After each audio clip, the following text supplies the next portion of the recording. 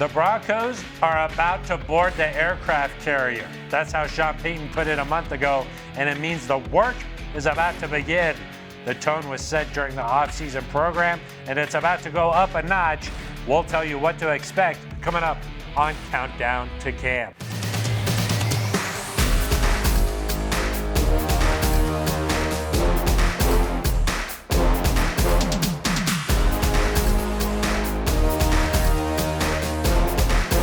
Hello, welcome into the studio. I am Phil Maloney alongside the Hall of Famer Steve Atwater.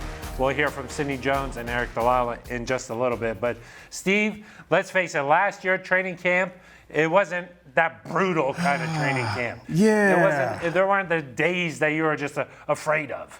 Yeah, it was a little bit disappointing to see that, just knowing that come regular season, it's going to be full speed. And for them to not have had the contact that we all thought was necessary, it was a little bit disappointing, but I think that's going to be back this year. Okay, I was going to ask you, okay, what are we expecting this year? Last year, no 7-on-7 drills really, no one-on-one drills.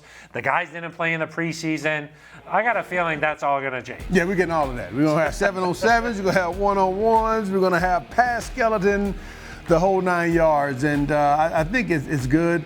The physicality will be increased as well, from my understanding, at training camp. And I don't see how a guy can go into the regular season and tackle a person that's running at them full speed if they haven't done it. And the first time you're doing that is game day. I don't understand how you can do that, because I know I couldn't have done it. You are a star, Steve. I mean, you are Steve Atwater.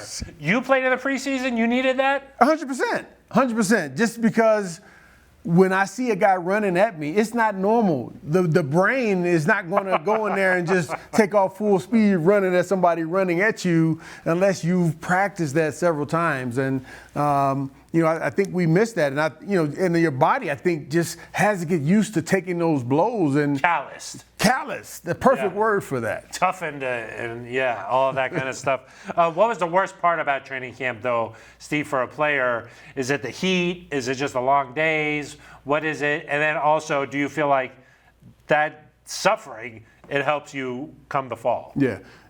Definitely the heat, the second practice, especially if you're doing 2-a-days where you're practicing hard both practices.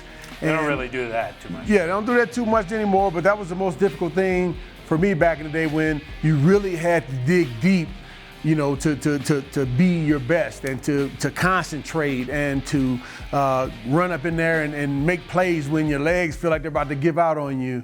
But I think that made us better players. I think that calloused us to where once we got in game situations, that was nothing. When we got tired or winded at the end of the game, hey, we knew we've been here before. I can go. I can still go. I'm not tired. I'm tired, but I'm not tired. Yeah, some guys say, hey, practice is so tough and terrible. Come game day, that's the easy part. Yes, 100%. I believe that 100%. Got it. Okay. I know one guy who loves that work is Eric Dellala, so let's send it over to Sidney Jones and Mr. Dellala. Eric, I'm going to let you take this one then. I mean, we love that work. I think one thing, Sidney, is that we saw it during mandatory minicamp. We saw it during OTAs. I mean, these guys were inside one day during mandatory minicamp. They're doing kickoff coverage, and they're running down the field full speed at a level that I don't think I saw in practice at any point last year. And arguably, they're running harder than they have been in some games. And so they are pushing themselves hard. You think about the pace that they're running at in practice. I think we heard Jerry Jeudy say that week that this is at a whole different level than it has been, and Sean Payton has been very efficient, very demanding. They're running a lot of plays. And then I think the other thing with that is that they've been long practices. The Broncos, during their mini camp, they went the full 2.5 hours the first couple of days. Because of league restrictions, they had to cut it down a little bit the third day, but there was no field day this year. This was a practice for all 3 days of mandatory mini camp. They've talked about being anonymous donors, putting the work in, getting ready. They did that, Sidney, during the offseason. Yeah, I think about, Sean Payton coming in and, setting the tone immediately. You think back to, free agency. He brought in these big, tough, really physical guys. I mean, Mike McGlinchey, Ben Powers, Samaje Perine, Zach Allen. I mean, he set the tone about the type of guys he wanted on this team.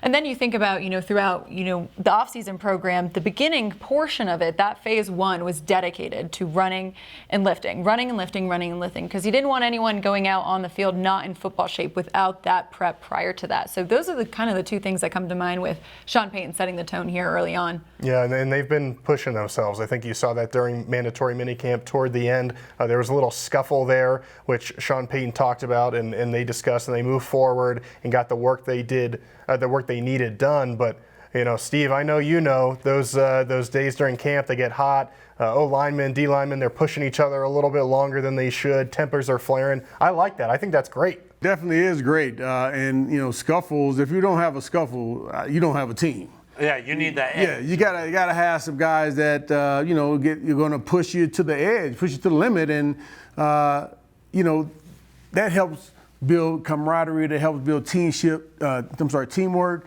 and those guys that are going against each other, battling, and they'll end up being best friends in the end because they both made each other better in practice. So we know that the starters are going to play, Steve, in the preseason. But what about some of the undrafted guys, the guys who just need their chance? We know they're going to play, but who's a guy that you're going to keep an eye on and say, okay, all they need is that shot, and then who knows what could be possible for them? Yeah, edge guy, Thomas Incoom. He's a rookie from Central Michigan, 6'4", 265 pounds. He was a dominant player in college. And I'm anxious to see once we get the pads on if he can have that same effectiveness at this level. I'm excited for him, and man, I just can't wait to see the pads come on. The Broncos have a history of this. Rod Smith in 1995, Chris Harris Jr. more recently, C.J. Anderson, Philip Lindsay.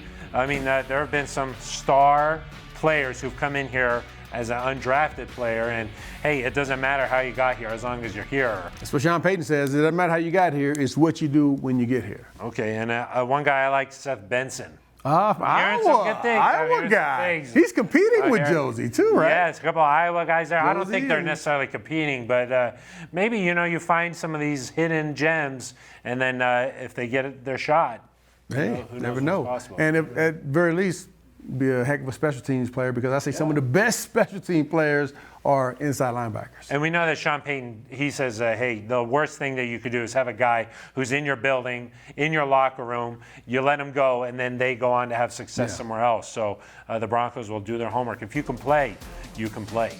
All right, that's going to do it for us. Training camp just right around the corner here for this Broncos squad. For Sidney Jones and Eric Dalala and Steve Atwater, I am Phil Milani. This has been Countdown to Camp.